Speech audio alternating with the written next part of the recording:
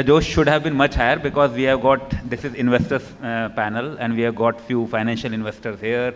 Some of you, if you are, from the startup community, you don't have to worry about Shark Tank and slog it out. There are people here who can invest in your company or in your startups or in your ideas or in your story, right here as well. So ideally it should have been a full pack panel. Just by show of hands, how many of you are founders? Around 25% of you are founders. How many of you work with a startup? Relatively newer, let's say less than 3-year-old. So another 7 or 8. So most of us are from the startup community, we can say, either on the founding side or we are working with the startups. So what I'll do is, since we have limited time and we have very important 5 learned speakers and who are from the startup community as well, and one of them is not, who has just now enlightened me that he has been working in the AI field for last 18 years. I had not heard of the word AI even 5 years back. So, must be something, good we can learn from him. So what I would do is, we can do a quick round of introduction. You may not know all of us in detail. We'll be very quick. And after that, I'll throw some questions to them. They will answer. I'll request all of you to please feel free to ask a lot of questions. After 15-20 odd minutes, I would request you to ask questions, so that, you can get your answers what you want. And if you don't have enough questions, then I'll have more questions to ask them as well, right? So I'll start with the introduction. My name is Ashish Dhir. I work as a senior director at a company called One Lattice. We are a market research and a consulting firm. We work across sectors. I lead the consumer and retail vertical, but we do a lot of work with the PEVC community. We call it Financial Investors Group. And we are the fastest growing market intelligence firm in India of Indian origin with 150 odd people with 4 offices in India. Hi everyone, my name is Abhiroop Medhekar. I am the founder and CEO of a startup called Velocity. We do revenue-based financing for e-commerce brands. We have funded over 1,000 brands and we keep on supporting their growth across inventory, marketing and all of that. We have funded a total quantum of around 1,200 crores in the last couple of years. Apart from just financing, we also keep on working with them on multiple products. We have a product called Velocity Insights, which is an analytics product for e-commerce brands. And we are also getting into shipping to build like quick shipping solutions. Again, working with the e-commerce brand itself. That's a bit about me. Before this, I was a part of a VC fund called Elevation Capital, where I made equity investments, primarily focused again in the e-commerce and the financial services sectors. Hi everyone, my name is Adithya. I'm part of Anicut Capital.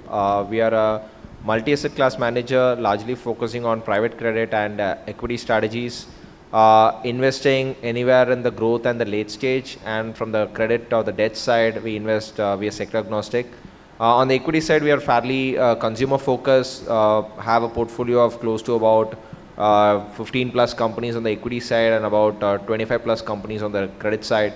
So yeah, and an office in Chennai, Bangalore and Delhi. Excited to be a part of this panel. Thank you. Hi, my name is Teja.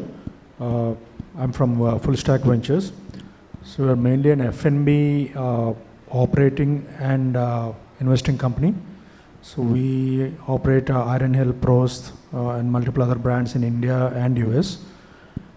So along with that, we invest in some of the interesting F&B, FMCG, food tech space businesses. Hi, I'm Saurabh Gupta, founder and CEO for Verismart.ai. So I'm a third-time entrepreneur. Prior to that, I've sold my last 2 companies. Then we started Verismart.ai in 2017. We are a decentralized data infrastructure company. We help large organizations to monetize their data in a privacy-compliant manner. We are the 4th largest ad network in the country with more than 586 million users being connected to that framework. So it's around how anyone can actually, a large organization can monetize their data and also being more considerate about the user privacy and kind of leaving the cookie-based intelligence and going after multiple more deterministic signals around user intelligence. So that's what we enable at a framework level. So that's what we do. Yeah, hi everybody. Obviously, while you look at me, you might seem that I'm easily the youngest one, but very excited and very happy to be a part of this panel. I'm Faizan Munshi. I work with VC Grid, which is a subset of venture catalysts. We're a $500 million or 5,000 crore group fund house. We have 4 funds under us. Different funds look at different theses, different sectors. We start at the early stage and go up all the way to Series C, Series D. Work with VC Grid, which was started about a year ago, helped set it up, and here we are today, and yeah, happy to get the ball rolling. Thanks.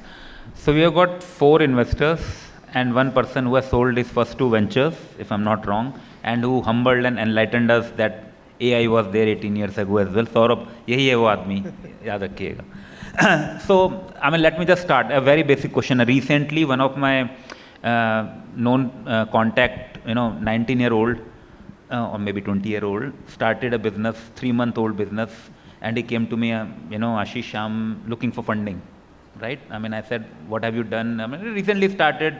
So I think very, very basic question, to thrown to, all of you, a couple of you to start with. When do you think is a company, there's no right answer, but when do you think is a company investment ready? How do you look at it from your side? If somebody comes to you, I'm a 3-month-old, 6 months old with certain ARR, whatever, proof of concept, whatever. So what would your normal advice be? When should a company should start looking for investment or, scout for investors and all? What do you think? Please.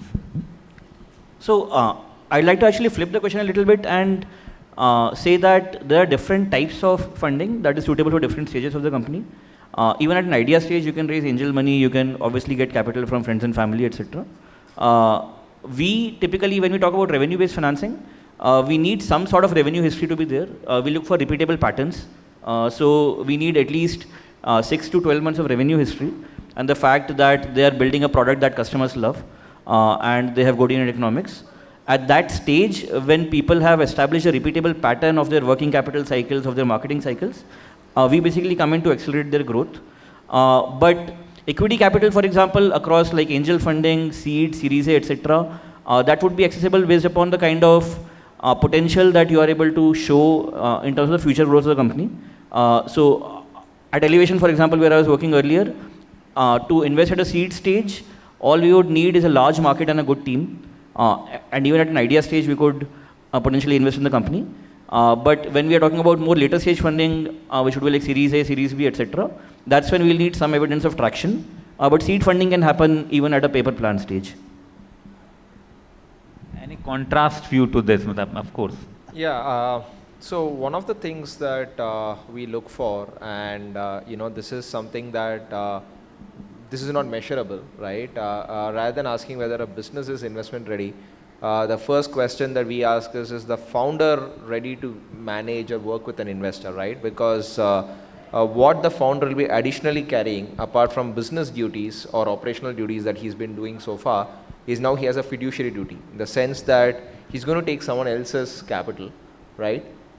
Deploy it responsibly and generate returns out of it, right? And that's a big change in the way an operational mindset founder sort of looks at, right? So that is something that we want to assess or we closely look for. And this is agnostic of stages, right? It's not necessary. It can be a really small company, may be worthy of all the check boxes might take, but then may not be investment ready because he or she may not be ready to manage and deploy capital in a very efficient way or in a more responsible way. And same thing can apply even to a very large company, right? So so that's one thing that we look for very closely. It's like I've heard this love-hate relationship between founders and investors. Some of them say we like their money, but we don't like necessarily the investors coming on the board.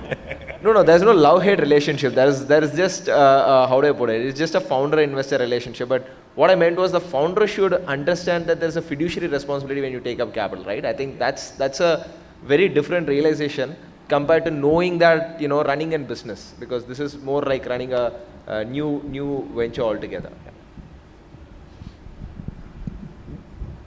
I think the basic thing, basic stage is having the MVP ready. So that's the basic stage, but it depends on the founder when they want to do the fundraise. rather than looking for, if they have an option, the better, at least what I think is, if they can show action in the market, that's a better situation for the founder to ask for some capital, because the investor also will be more confident by seeing the traction.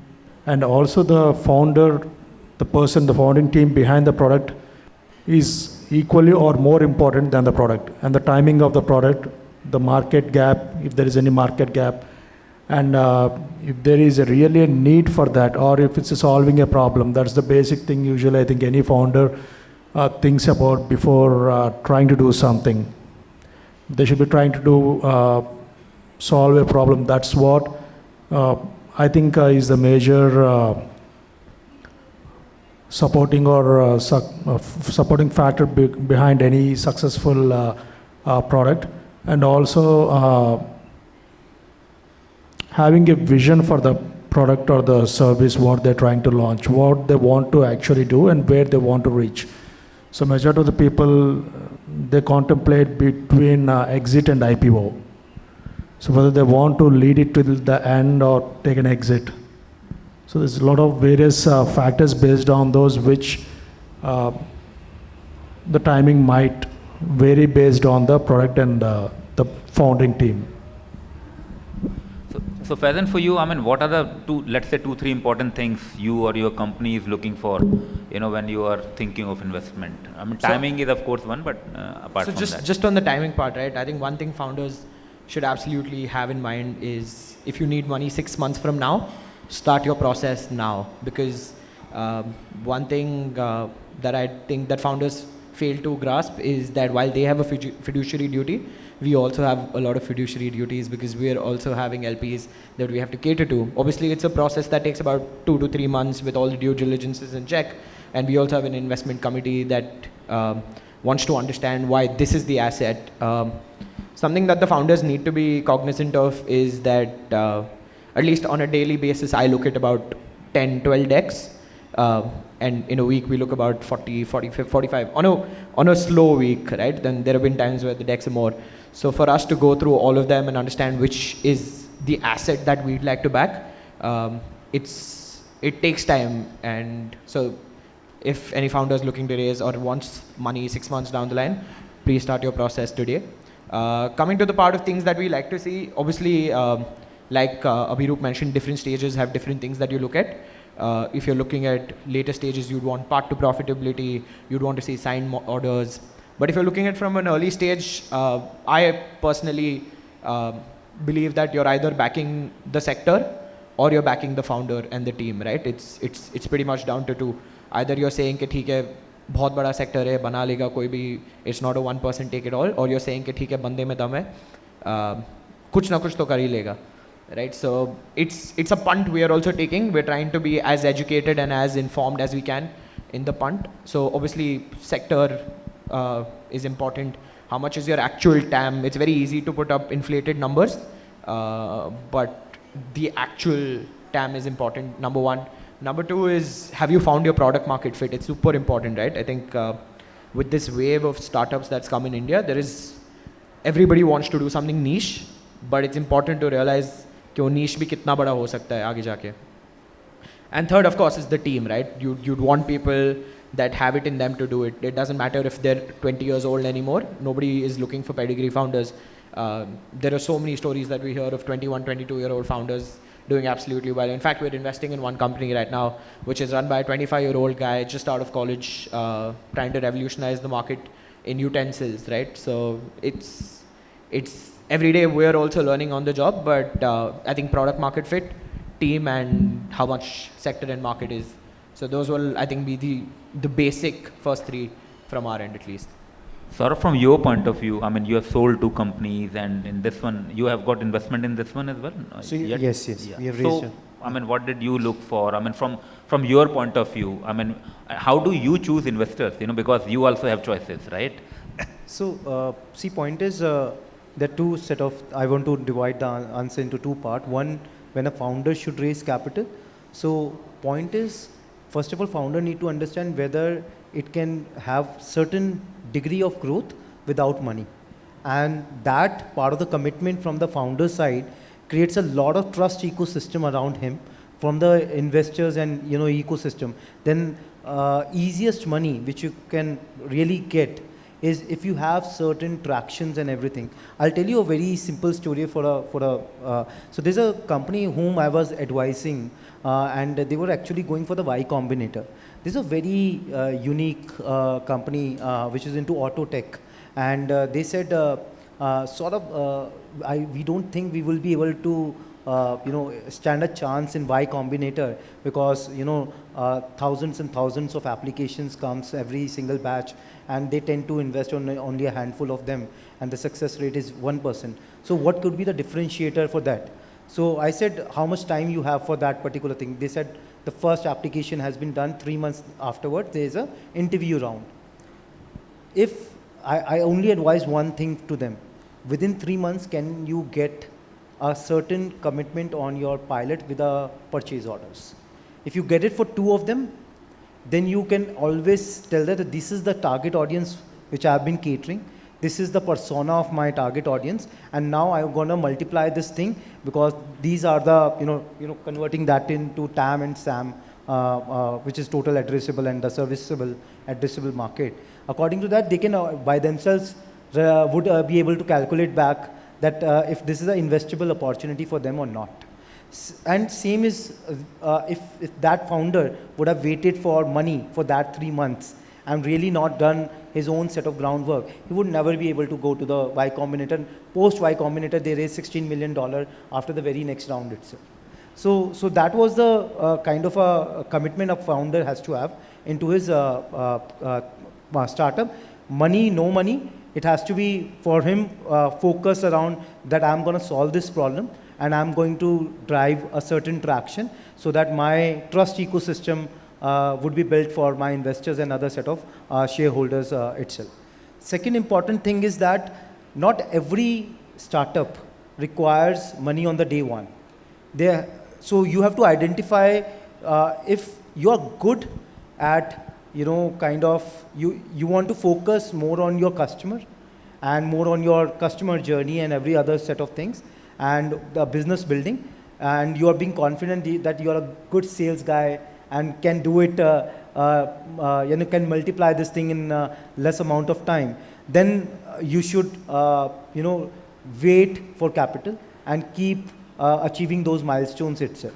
So in that particular case, you can reach to maybe a certain degree of level of your startup where you can go and start talking to the investors afterwards. So if you're not into an infrastructure business, if you're not in a business which will need the capital on the day one, you should always push yourself to achieve this thing. We have done that thing in our first venture. It was a completely product category. We know that we can create the product. We were all techies and 8 people who can build the product with no much of a cost. All we have to sacrifice is 6 months of our work and invest that time into the product. We did that. We were product ready. We were having few customers, and then we reached out to the investor and we raised money from Reid Hoffman, which is co-founder of LinkedIn. And so the point is, you have to identify what are your strengths, what are your weaknesses, and if you think that raising capital is not your first strength, then always focus on other degree of startup building. So I think what I'm hearing is 2-3 key takeaways. Every journey is different. Every business is different, every founder is different, and their journey needs to be different as well. And I think what Faizan mentioned, if you want to start your funding or if you're looking for funding 6 months from now, start today. I mean, I think that timing is important as well, from the founder's point of view. Thanks.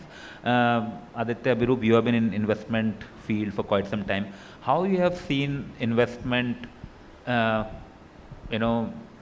behavior and, investing changed or evolved over the years, from the peak time of, let's say, COVID, and just after that when, a lot of money was flowing in. Now, it has become more, or so-called, they have become more prudent, looking at more P&L. And what has been how the journey has been, and is there a cycle you see, you know, I mean, is there a pattern, you know, from the point of view of founders or from investors' point of view as well? Yeah, no, this reminds me of a quote from, I think, Warren Buffett. He said, what gravity is to things, interest rate is to assets, right, or asset prices. So, which means that what really happened was when there is a flush of liquidity, people do get euphoric, and you know, that ends up inflating valuations, asset prices and stuff. So that's what really happened. And the consequence of that was, you know, flush with liquidity, people started, you know, thinking that quote unquote features can be products, you know, if you have to take a tech angle, or, you know, a certain single channel, if I have to take a consumer angle, single channel, single product businesses became like, you know, as though they are multi-category businesses. So that entire focus of, or rather that entire flush of liquidity, what ended up is people started becoming less capital efficient, right? And businesses have always been about capital efficiency, right? So you put up, I don't know, $1 of capital, and then can you get like, you know, 50 cents out of it, or can you get $1.50 out of it? That's always what business has been. And as time sort of progressed away from you know, the post-COVID era, people started becoming more capital efficient. So not only did they look at P&L, but what they also started looking at was something called a balance sheet, right? Which to my limited memory, and I was actually quite surprised because 2020 was one of the, I had not seen such a flush liquidity period before that, right? And when I saw that, and people were actually ignoring balance sheet metrics, which is quite key to any business, then, you know, that is a behavioral change, right? People have started realizing that it is about capital efficiency, you know, profitability, etc., all one of the features of it, right? But essentially what they're trying to do is, the capital source is limited, I want to more effectively use it, and then how do I do it? So that's, I think, the key change that I have seen at least in the last 4-5 years. So I would have a very optimistic take on this actually, right? Because when I joined VC back in 2017, that time entering VC I had a bunch of questions about venture capital as a business itself, right? Because if you look at India back in 2017, the big questions was that, are there going to be exits? What is going to happen to Flipkart? Will we really have like listed companies? And in the last 8 years, I think all of that has played out. We have had massive exits. We have had a bunch of companies from the VC ecosystem getting listed on the public markets and doing well. So I do believe that VC investment cycles keep on varying. At times the deal velocity will be very high. At times it will typically tend to like slow down a little bit. But I think a lot of assumptions that were assumptions back in 2017, they have held up well. And if you look at more mature markets like US, for example, then a bunch of large public companies are coming from the VC ecosystem. I am very optimistic that that is going to play out in India as well. So I do believe that there is capital available for companies that are being built in the right way. I do believe that the right way to build a company is to like focus on capital efficiency for sure. And in the heat of the deal, in the velocity of the deal, at times it's possible that the depth of diligence that is required is not held up.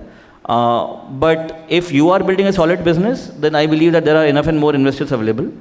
I also believe that in the VC ecosystem, I would say that FOMO is real, right? So in general, fear of missing out has a role to play.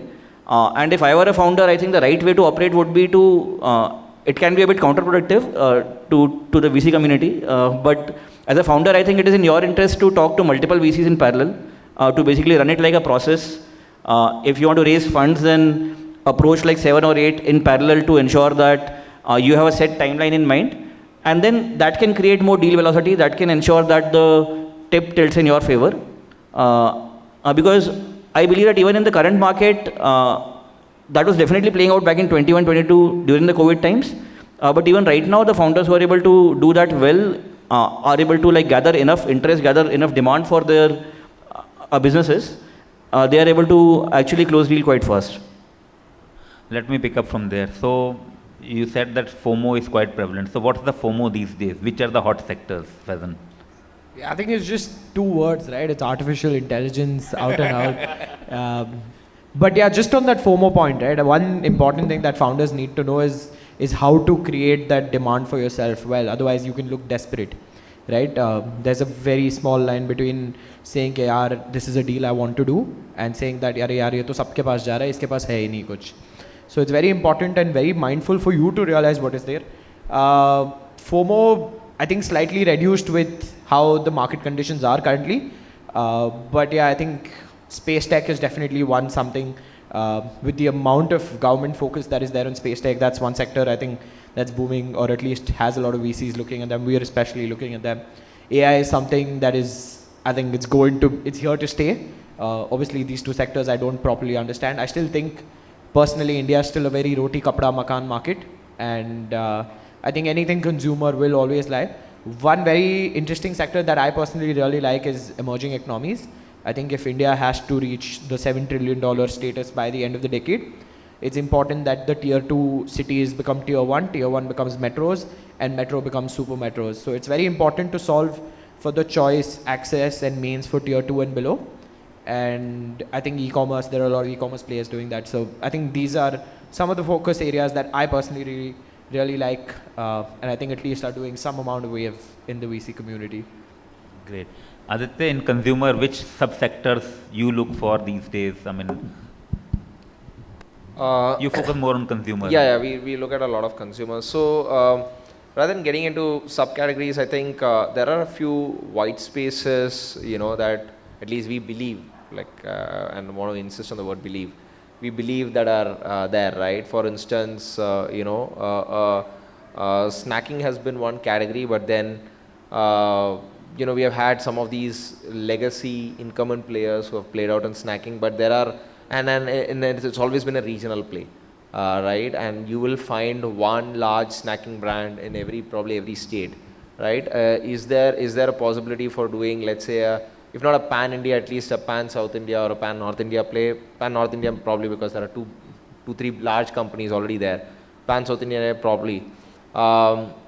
Similarly, coffee has been a very interesting space, right?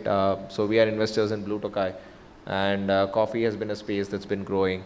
Protein as a not as a meal replacement, but more as a meal supplement, has again, that awareness has picked up. Clean label brands, right? People have started reading labels these days, right? So it's like 5 maybe even 10 years back, it's about what value for money do you get, but nowadays people are ready to spend not much, but maybe a 1.2x extra for getting something that's healthier, right? So those are some of the themes or trends I would say are catching up. So yeah. Great. How about things like gold, skyrocketing, lab-grown diamonds, those kind of things? Is it more of a fad, or? I mean, see, I wouldn't be able to comment today, right? See, because if you see, most of the innovations as such have always been either junked down as fads or FOMOs at some point in time, right? Because when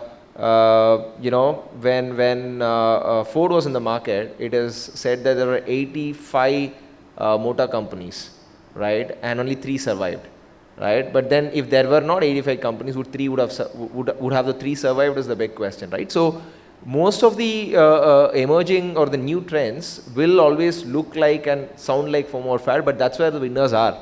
Our job is to firstly pick that winner, right? And also convince ourselves that, or reasonably be sure that, some of these things are going to be secular and not just for a short term. So, but yeah, gold prices going up is more a function of, what's happening at a macro level. So that's a different thing, yeah. Saurabh, I want you to help the audience with demystifying artificial intelligence. Help us understand what kind of companies will survive, apart from yours. Which company will grow? What is happening in AI? See, apart from abusing this word a lot, every company does. Obviously, I think nowadays no one should build a AI startup.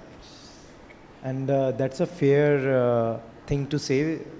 There are already more than 2,800 companies which are building in AI, and 95% of them will either merge with the 5% of it or will eradicate from the market, because it is so exponentially growing.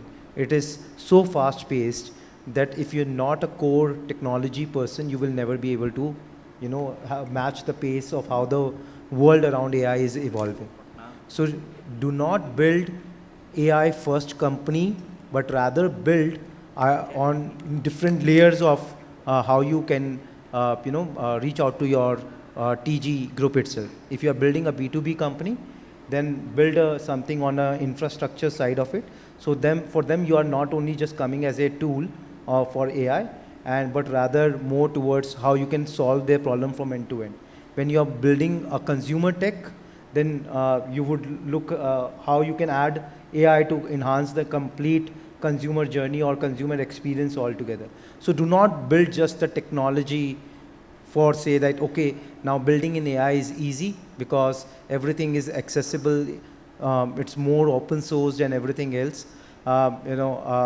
You would tend to lose a lot of your money as well as everything in just experimentation, but rather have a very clear definition on what problem you want to solve, and at the same time with your technology and the interface or maybe the application of it or maybe the infrastructure layer of it, how you can solve for it. So do not just build for AI thing itself, because it's easy nowadays for anyone. It need only 5 people sitting in a room to kind of build an AI tech company. And just imagine you are not the only 5 smartest people in the world. There are another 10,000 more such rooms and 50,000 of such more people who can build it at the same scale, because everything of it is now being easy accessible.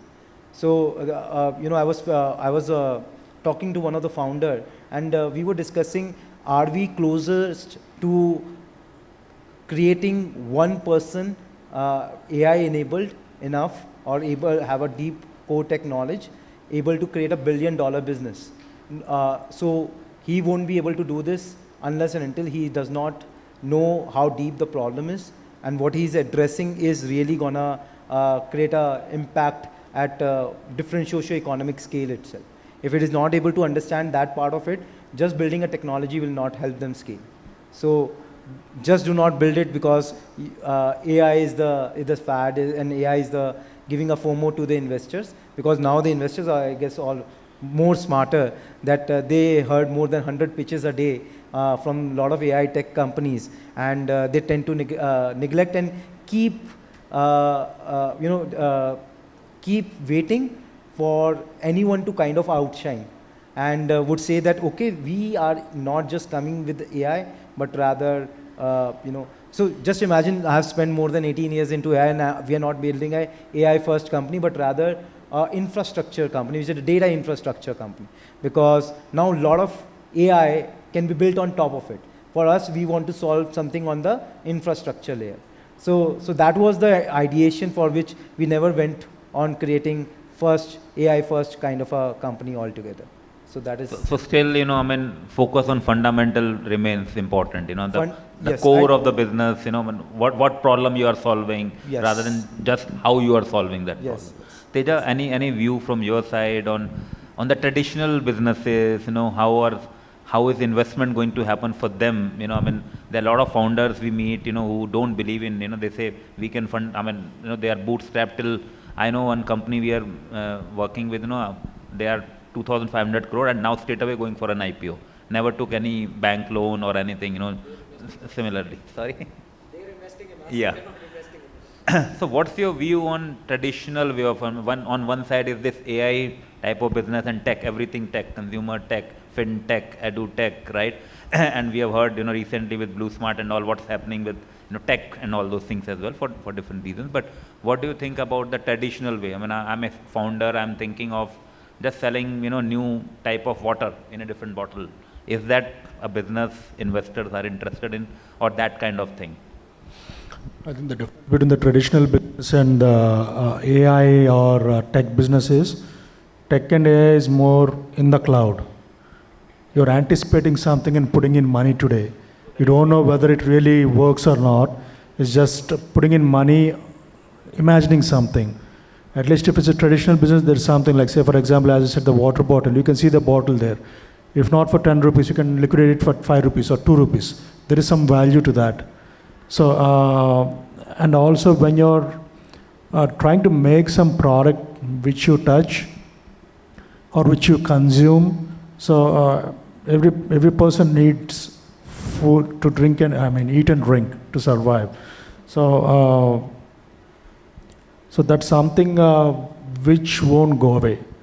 So today, previously there are, I'm not sure, many technologies, but now AI is a trending technology.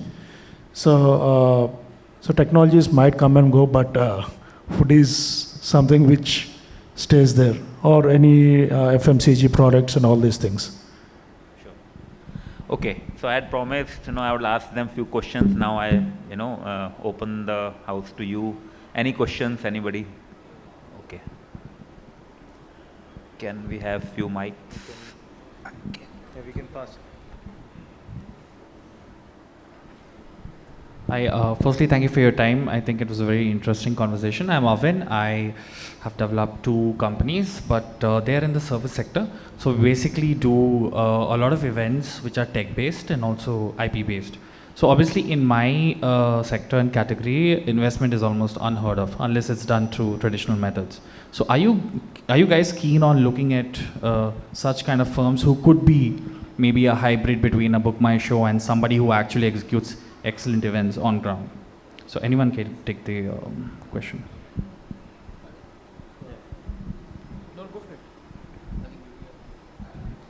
No, can you come again? Like what do you exactly do? So we also fabricate, in the sense we create events, different kind of events, different sectors, be it pharmacy, be it somebody who wants to do an outreach through data analytics, tell them exactly where they can set up their kiosk, and then eventually that becomes a POS for them. We also do those kind of stuff, and we also do traditional stuff, and we also may be trying to pivot into something tech-based, like how District or Book My Show or someone like that is creating. But obviously we don't have the finances to do that. I mean, look at Swiggy, right? They're a food tech company, but then they're doing so many events these days and even selling IPL tickets. So someone who comes from a traditional event background, now that's scary for me because someone else is doing, disrupting the whole space. So are you guys keen on investing on such companies who are good at certain things but also want to pivot? And it's a service-based. So from a service-based, you're going to a tech-based, kind of a mix. So it does that interest you guys in any way? Yeah, so I'll give you at least my perspective. Would love the panel members to give theirs, but we at least, I look for 2 things, right? One is founders focus, right? So if you're doing multiple things, right? Sure, I mean, you can be good at all of it, but we would like you to give 100% to one thing rather than 20% to 5 things, right? So that's one, because end of the day, it's going to be your company at the end of the day, right? So investors, at least I would prefer that, right, rather than building 5 things. That's one. Second is also the traits of the business, right? So because if you take any investor's portfolio, right, they follow the power law, right, which means 80% of the companies are only going to give you 20% of the returns, right? Or actually it's even more skewed, right? So 95% of the companies are going to give you 5% of the returns, and 5% of the companies are going to give you 95% of the returns or more. So given that there is going to be a power law that is going to play out, and that's a well established fact, we only look for businesses that will hopefully fit in the the 595 bucket, in the sense most of the or almost all of the businesses that I would like to invest in, I must believe, or they should have the characteristics or traits of being a fund returner, which could mean multiple things. Like for example, it should mean they're able to hyperscale, which means they should be the most capital efficient. They're able to get more bucks to the fixed cost that they're putting in upfront, things like that. So these are the 2 things that will determine whether, just to answer your question, right? These are the 2 things that will determine whether a venture is fundable or not. But specifically we can talk offline, but I hope I answered your question. Yeah. Thank you very much. Yeah. Hi, am I audible? Yes. Hello. So my question is, I was just curious to get an opinion on, like, from all of your side, on the whole concept of SME listing. Because last time I had this conversation with a couple of investors, they said they're completely against this whole concept. So I was just curious. Yes, SME listing, like, typically maybe companies of the size 5 to 15 crore or maybe around that range, they go directly public through these SME Can you listings. keep the mic near to you? Oh, sorry. SME listings. So I was just curious to get your opinion because a couple of people said they are against this concept and I was just curious. So is there a question regarding are SMEs investable or not? I mean, No. SME IPOs is Yes. No. Like okay. these smaller companies Should go for SME IPO yes, or not? Yes. Okay, so the pros and cons. Absolute yes. I mean, I think Indian equity markets are maturing, and in general, retail investors are looking for more options, different risk profiles, different growth profiles, etc. Obviously, there is a responsibility of becoming a public company, even as an SME IPO company. But I think I know a bunch of companies that have done very well on the SME IPO market, and that also requires you to be ready for it because overall your numbers should become predictable. You should be able to like forecast your growth. You should be able to meet your targets and all of that. But SME IPOs do provide you a good route in which you can access public markets even without getting to a massive scale. Even at a much lower scale, you can access public capital. That comes with an overall sense of responsibility, and I think that you have to be ready for. But apart from that flag, I think it's a great option for people to access. Obviously, along with that, there is like a downside of SME IPOs also that we did see in a bunch of cases where companies that were not really that large, people misrepresenting things and all of that, right? That needs to be avoided, and that requires more investor education. But as a company, if you believe you are ready, absolutely you should access that.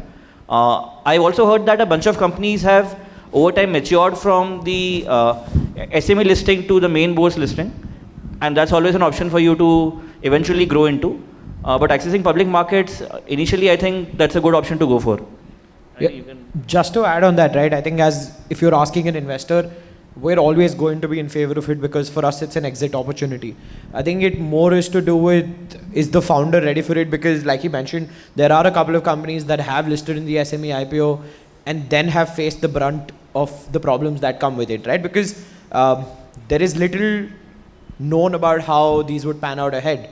So I think it's more a question for founders and how comfortable they would be listing. For investors, it's just one more exit opportunity for us. So I think that should answer my question, at least from my end. So I'll also quickly add to this, just to answer. So I think one has to look for from the perspective of, added responsibilities, compliances.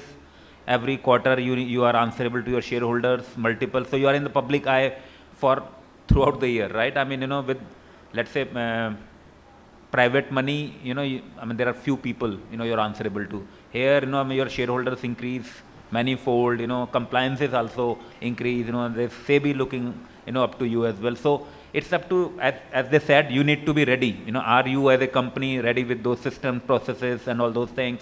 And do you want to take that route as well? I also heard from few merchant bankers, we do IPO report, we support companies when they go for DRHP, we do the industry report for them, that in some cases, if a company goes too early for an SME IPO, they lose out on the opportunity of raising a bigger amount of money and a bigger valuation as well, right? I mean, it's too early for them. They could have waited for a little bit and go for a normal IPO route as well. So it's every journey is different. Every company is different. And they've been saying constantly, the founder and that management team needs to be ready for that. But a great question, yeah. Thank you. First of all, it's a delight to see all the investors here. And my name is Manav. I come from business background. We are into FMCG manufacturing, and we are also a distributor, FMCG distributor of a leading company in India. So my question is for Faizan.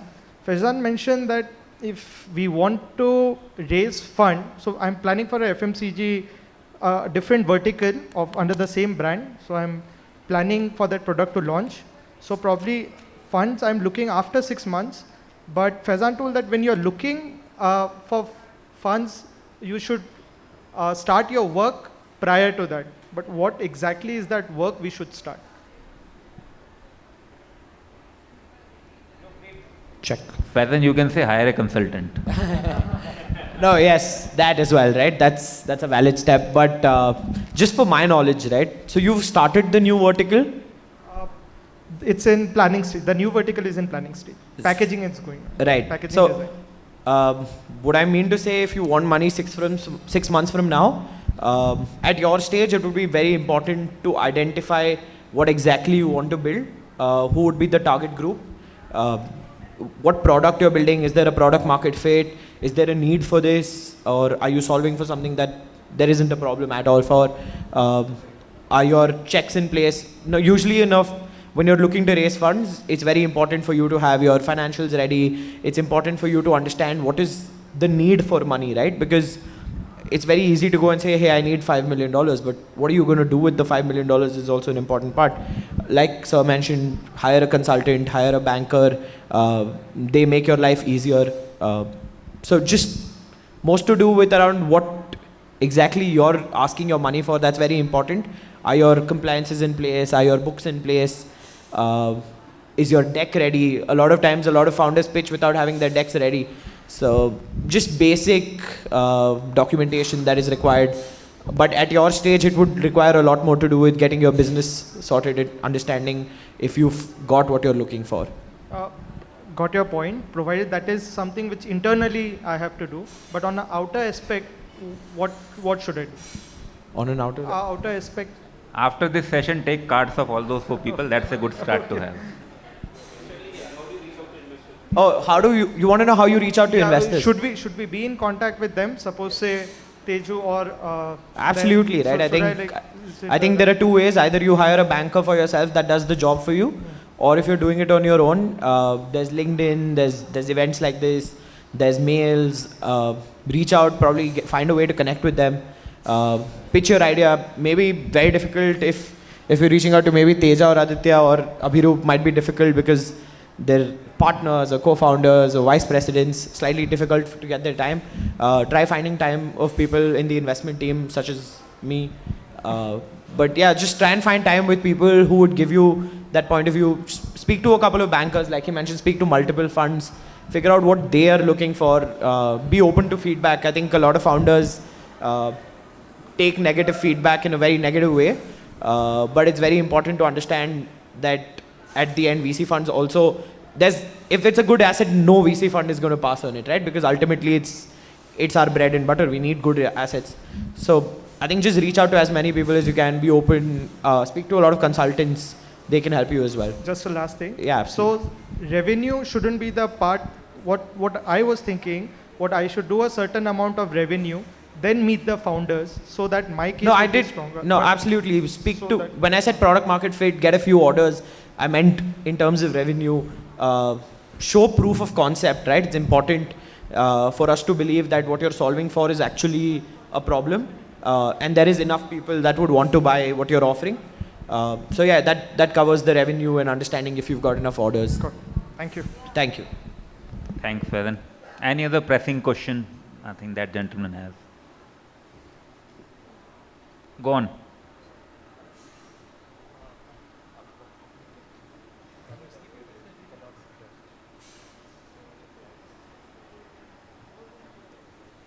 If you are eager enough, come forward and ask your question.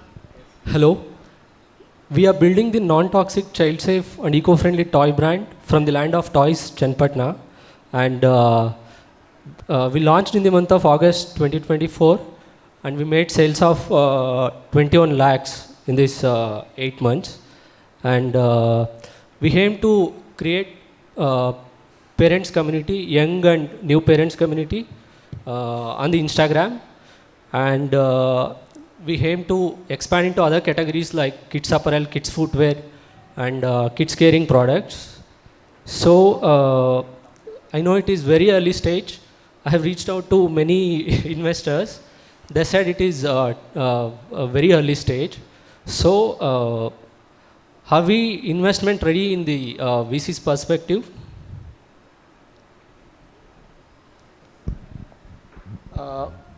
So see, I think it depends upon what kind of investor have you reached out to. Reached out to, I mean, I talked to Nitin Kamath and no, so I mean, what I meant to say was, firstly, look, investors have a thesis or a viewpoint on sectors, right? So you should find out funds or investors who have invested in similar companies, right? Or companies who are in the same category or in the same space as yours, right? So that is one.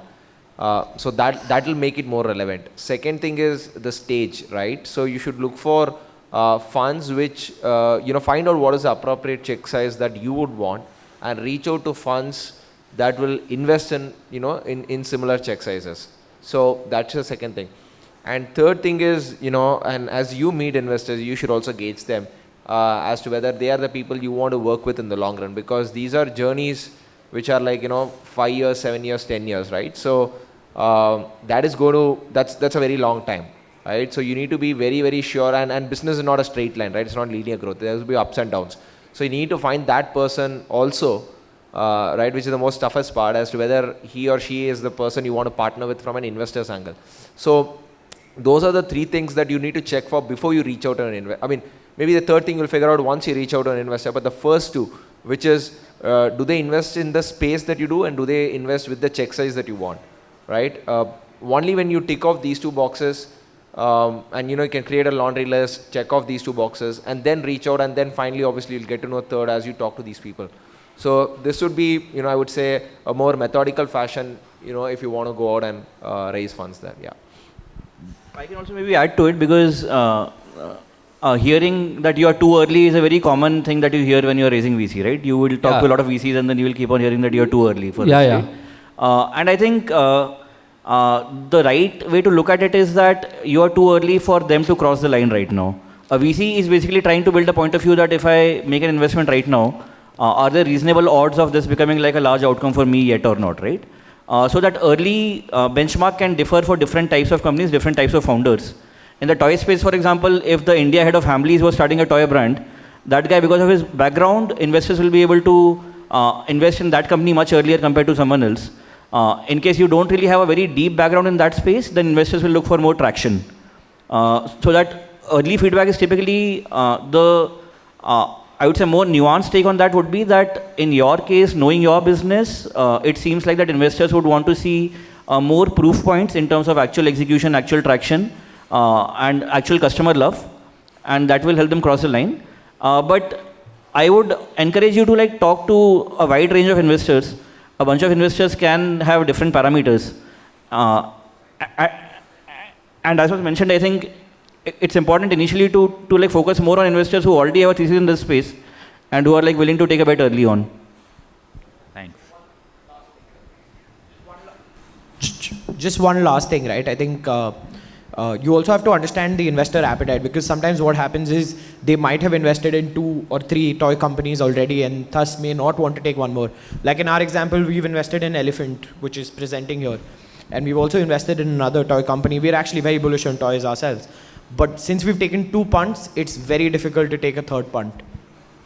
Right? So just it's a lot of factors that need to be considered. I think that's an indication for us, I guess. So, yeah, I think, we have had a wonderful discussion. I see more people in the house right now than when we started, so we must have done something good. That there are more people. It's been very engaging discussion. Before we finish, one last quick one-sentence advice for people.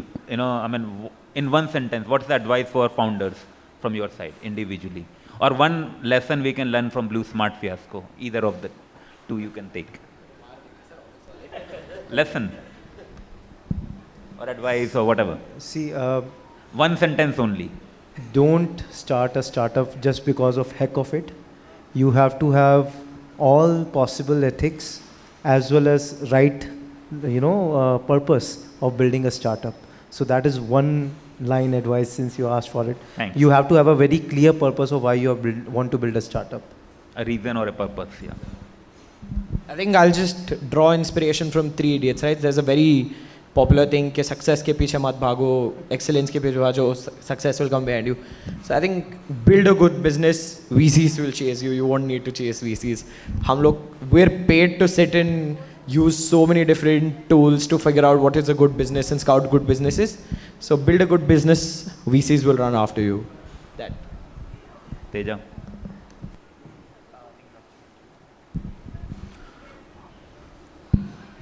Focus on building the right product at the right time rather than searching for VCs or sub-funding.